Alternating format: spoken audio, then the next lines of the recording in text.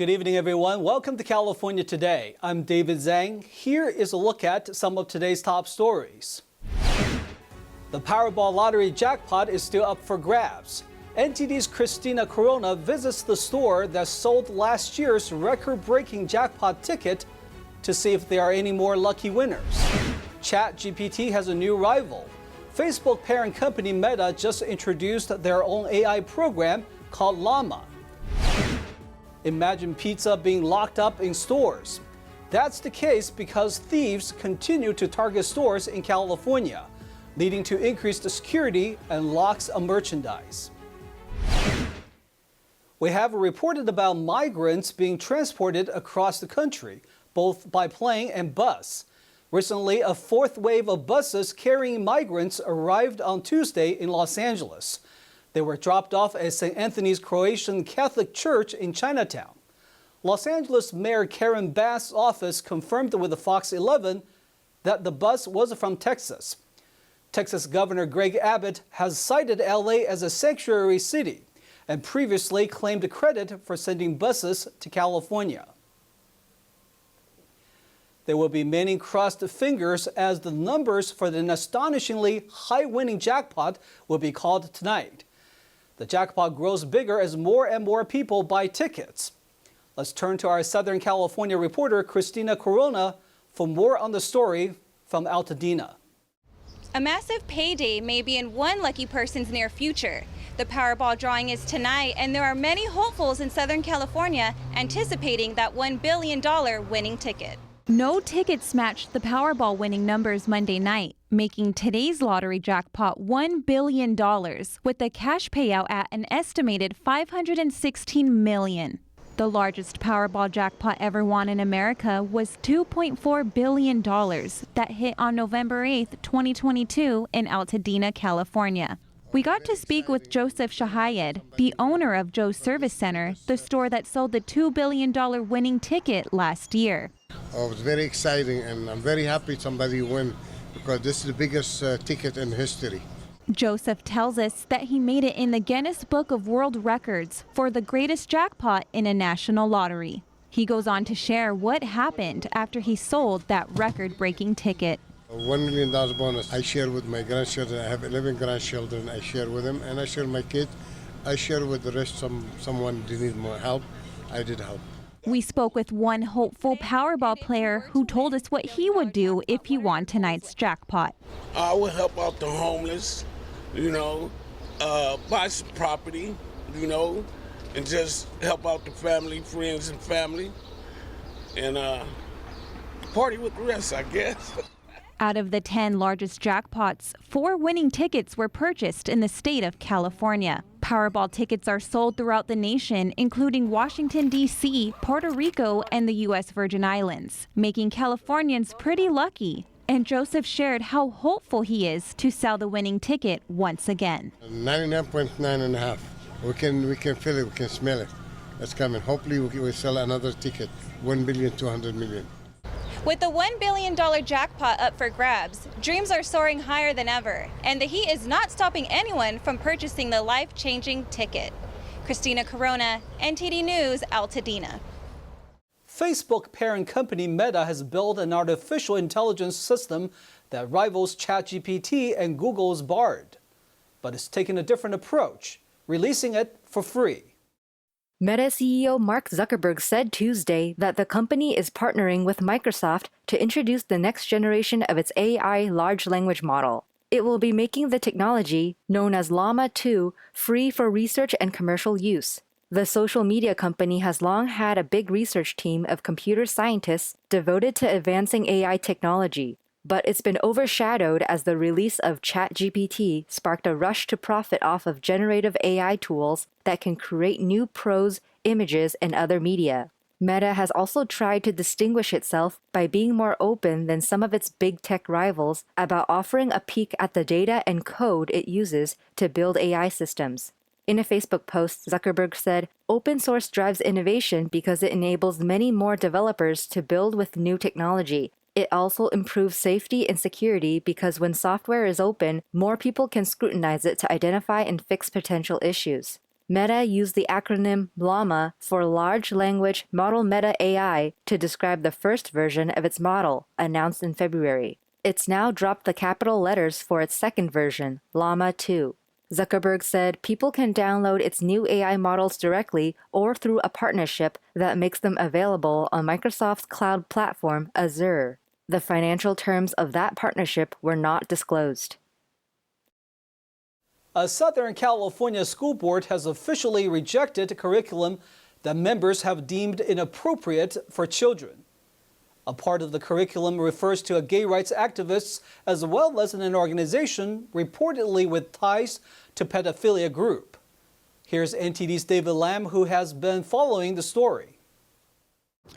The Temecula Valley Unified School District in Southern California decided on Wednesday to officially reject a social studies curriculum. The board met for more than 5 hours to hear from parents and teachers. Now, some people supported the 3 board members who rejected the curriculum, saying that they refused to have their children indoctrinated by school curriculum. Others were saying there is no indoctrination and that the board is just being political. Part of the curriculum mentions former San Francisco supervisor Harvey Milk, who was also known for his gay rights activism. The board president has even previously referred to Harvey Milk as a pedophile.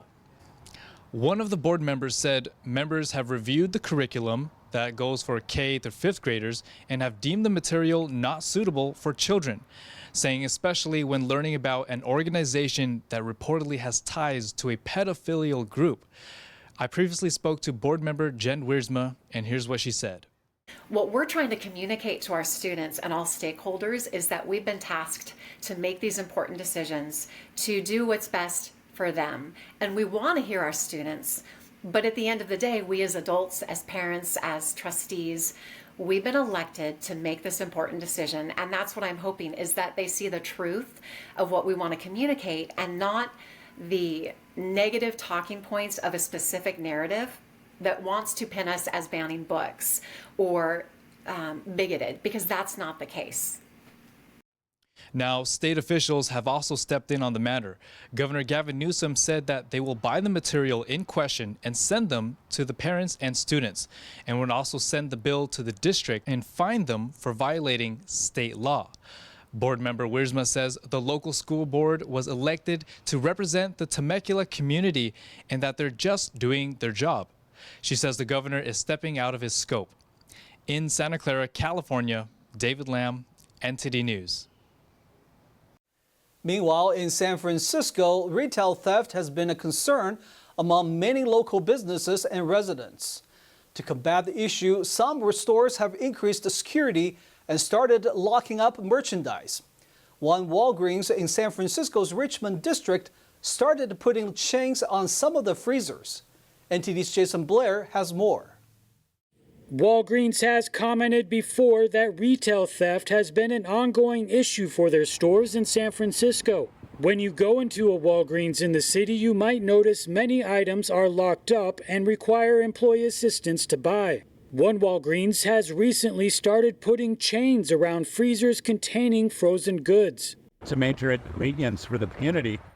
This frequent shopper at the Walgreens is frustrated with the shoplifting issue.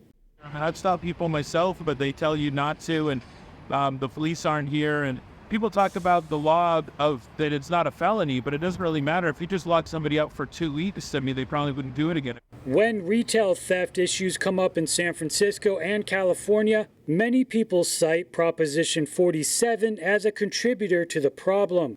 It was passed in 2014 and reduced the penalty for shoplifting a total amount of merchandise worth less than $950 from a felony to a misdemeanor. Any undercover cop could come here and spend an hour here and have an arrest. In San Francisco, some Walgreens thefts have brazenly occurred without concern of witnesses, and recordings have gone viral on social media. One of those being Gene Romero, who was recorded putting stolen items in a trash bag, then riding out on a bike. He was later arrested and sentenced to 6 months in prison. Walgreens has closed 21 stores in San Francisco within the past 6 years, citing issues of rising retail theft as a primary reason. Jason Blair, NTD News, San Francisco. As stores try to boost security, others have decided to close their doors due to an inability to protect employees and customers.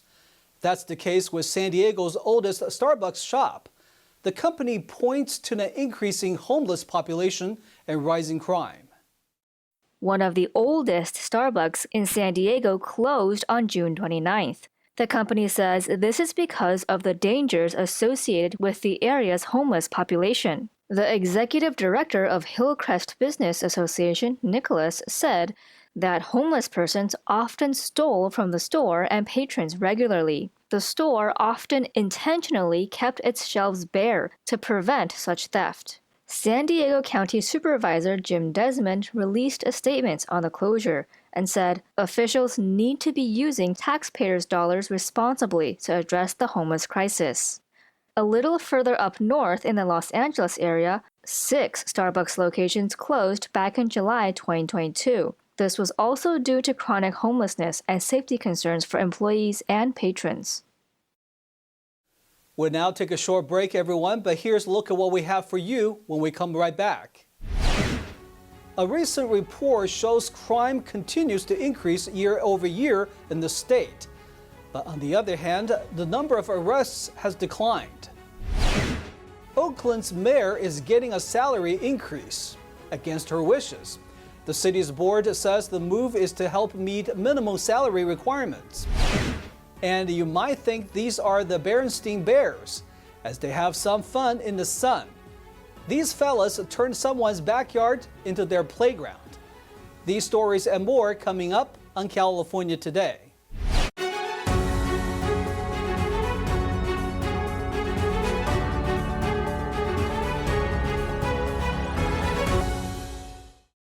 Welcome back to California Today, everybody. I'm your host, David Zhang. As we heard before the break, crime continues to be a problem in California.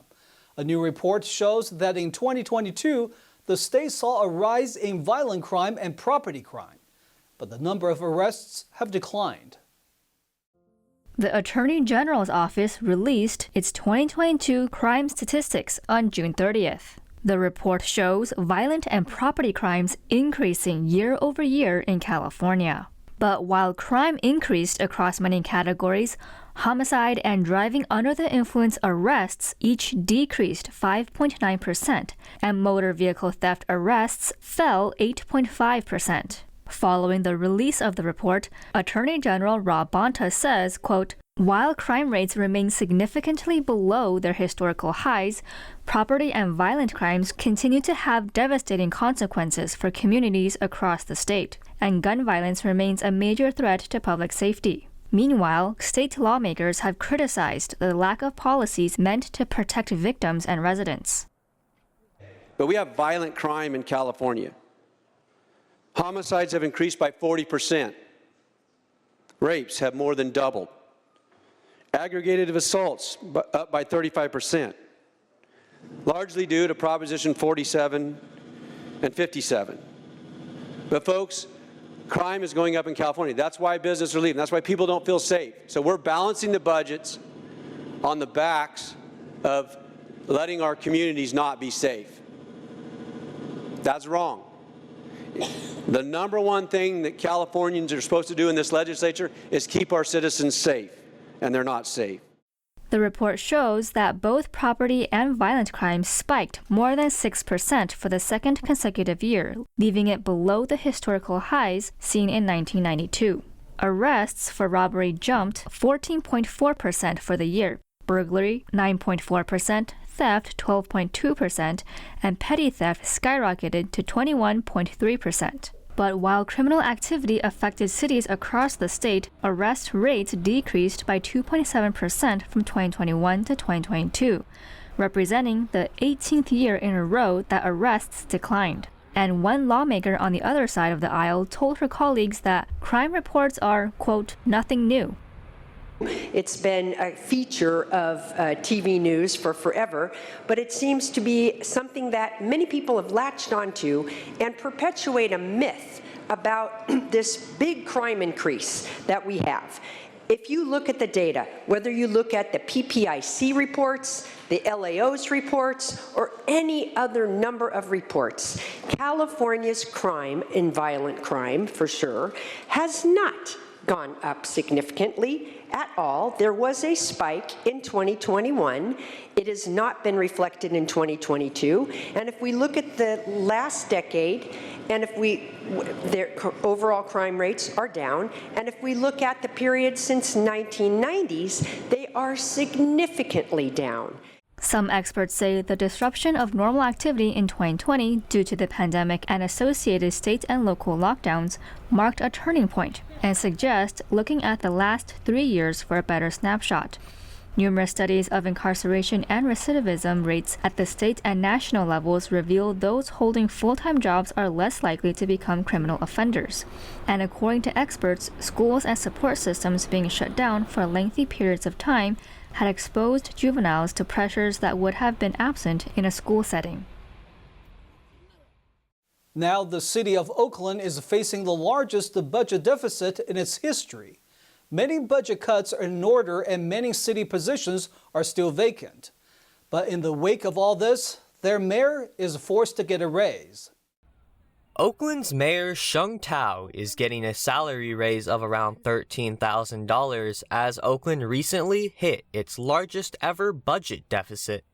Tao's current salary is now approximately $216,000, which is lower than the average salary of city managers with similar population sizes. The pay increase would boost Tao's salary to meet the minimum salary requirement. Council President Bass. Aye. This item is approved with a vote of 5 ayes, 2 noes, 1 excused. Before the raise occurred, Tao said in a statement, "I urged the city council to set the mayor's salary at the lowest amount legally required by the city charter. And as a leader, I know this is in the best interest of the city's fiscal health, and it is also the right thing to do." Tao says that if she received a salary raise higher than the minimum salary requirement, she would pay it forward towards city services. She states that, "It is my belief that we do not have to continue to do the things the way they've always been done, and under my administration, we're not going to, and that Oaklanders deserve better." Tao has also spoken out about shifting who is in charge of setting the mayor's salary.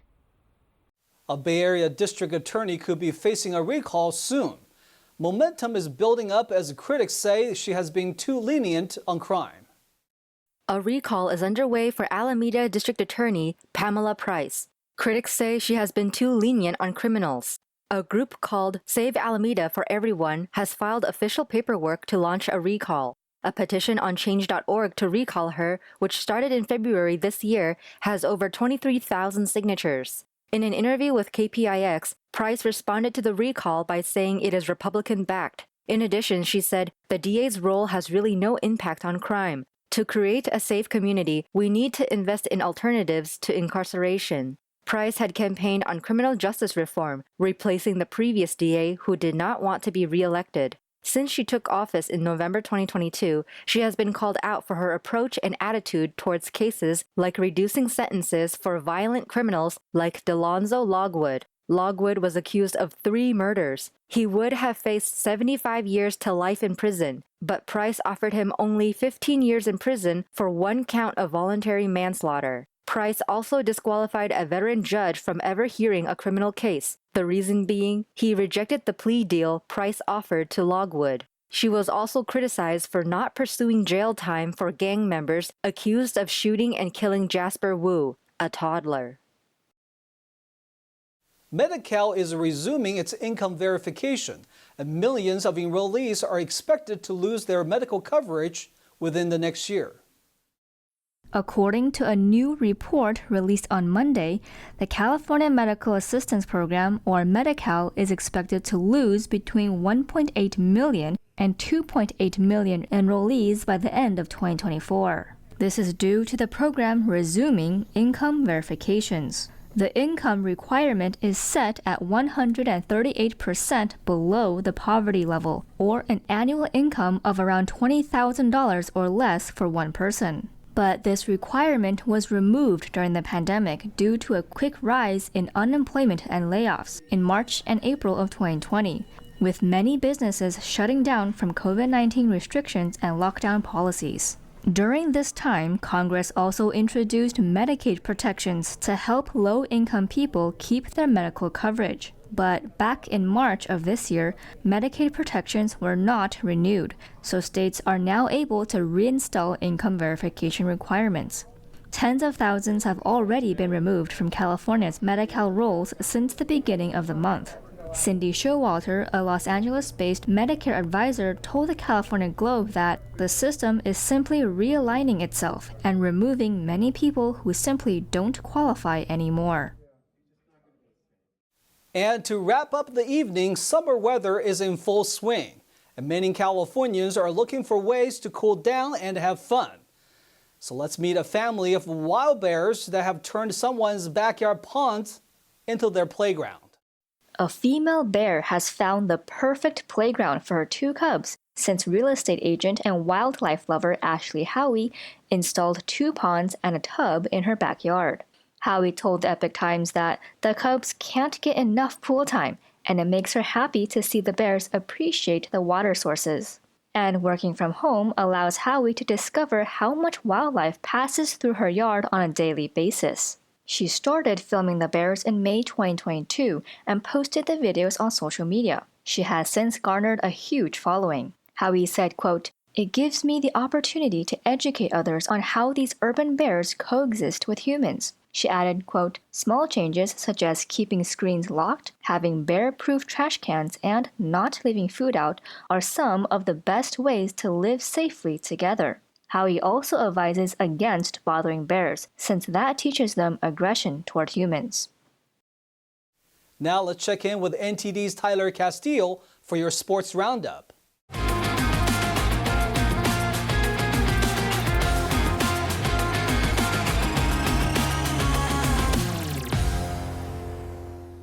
Let's dive into the sports roundup for today. I'm Tyler Castillo.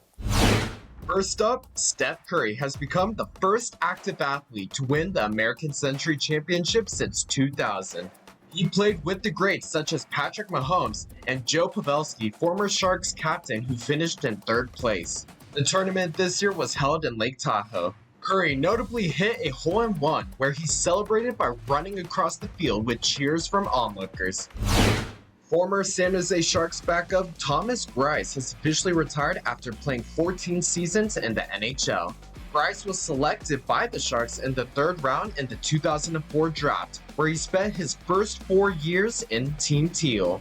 He finished his career with 162 wins and 368 games played. And that is all for the sports roundup for today. I'm Tyler Castillo. Back to you. Thanks, Tyler. All right, everyone, that's all we've got for you tonight. We would like you to join us again on California Today every weekday at 8 p.m. Make sure to check out our broadcasts at ntd.com/California-today. You will find all of our top latest clips there, ready to share with friends and family. Send us a message on Facebook, Twitter, Instagram, Ganjin World, or through our email, california.today@ntd.com. If you'd like to share news tips or let us know how we're doing, we'd love to hear from you. I'm David Zhang. Have a wonderful evening.